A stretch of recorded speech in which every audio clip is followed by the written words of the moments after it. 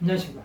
오늘은 마태복음 25장 24절에 25절의 말씀으로 5달란트 비유 세 번째라는 제목으로 하나님의 말씀을 나누고자 합니다.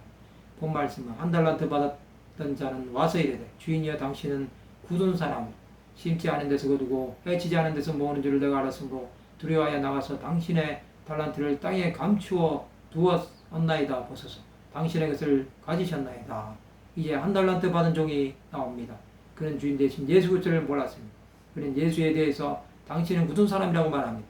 그것은 예수 그리스도의 구원하심을 믿지 않는다는 것입니다. 예수께서는 나무에 달려 저주를 받으셨습니다. 그런데도 자신과 상관이 없다고 생각한 것입니다. 그는 예수를 부인한 것입니다. 이것은 하나님으로부터 책망을 받아야 할 죄입니다. 그의 죄는 하나님과 분리되어 있다는 것입니다.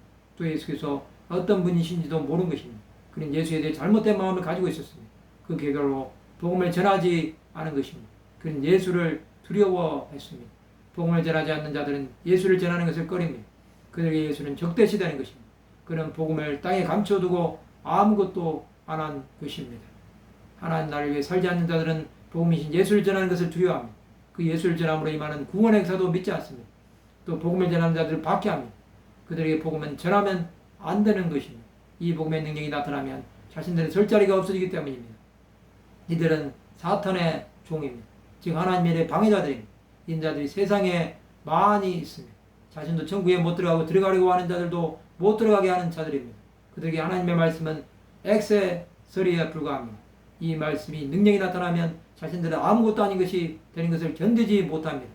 1달란트도 가치로 치면 엄청난 것입니다. 그러나 그것도 자신들을 무시한다고 생각하고 아무것도 하지 않은 것입니다. 이 종은 하나님께 죄를 지은 것을 모르는 것입니다. 자신이 무엇을 하는지도 모르게 복음을 전하지 않는 것에 죄책감이 없습니다.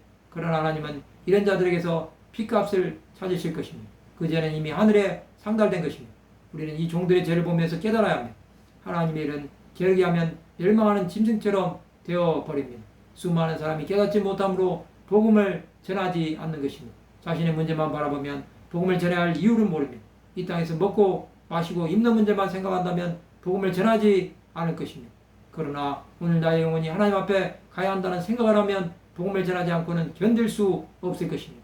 우리는 이 약한 종처럼 행하지 말아야 합니다. 이것은 주인 대신 예수를 박해하는 행위입니다. 우리는 죄에 빠져 헤매지 말고 오직 예수를 바라보아야 합니다. 그것이 우리가 살뜨리고 영원한 생명으로 나가는 길이 될 것입니다. 말씀을 마치고자 합니다.